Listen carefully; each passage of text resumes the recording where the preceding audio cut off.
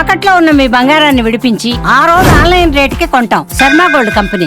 ఆంధ్రప్రదేశ్ శ్రీకాకుళం జిల్లాలో పెను రైలు ప్రమాదం తప్పింది. Falaknuma super fast express train నుంచి బోగీలు విడిపోయాయి. సికింద్రాబాద్ స్టేషన్ నుంచి హౌరాకు వెళ్తున్న ఫలక్నుమా ఎక్స్ప్రెస్ మందస సున్నబేడు మధ్య వేగంగా వెళ్తున్న సమయంలో ముందున్న ఇంజన్ వేగంగా వెళ్లిపోయి వెనక బోగీలు పట్టాలపైన నిలిచిపోయాయి.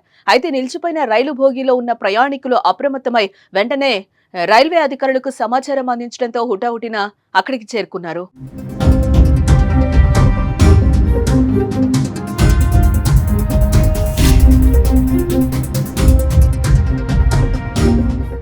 భోగీల నుంచి విడిపోయి ముందుకు వెళ్లిన రైలు ఇంజన్ ను వెనక్కి పిలిపించి విడిపోయిన భోగీలను రైలుకు అమర్చారు. దీంతో అంతా ఊపిరి పీల్చుకున్నారు.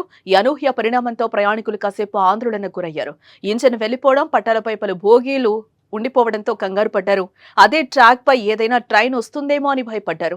కానీ వారంతా వెంటనే గమనించి అధికారులకు సమాచారం ఇవ్వడంతో సమస్యను పరిష్కరించారు. ఈ ఘటనపై గల కారణాలను రైల్వే అధికారులు అన్వేషిస్తున్నారు. దేశంలో ఇప్పటికే పలు రైలు ప్రమాదాలు తీవ్ర విషాదాన్ని మిగిల్చాయి.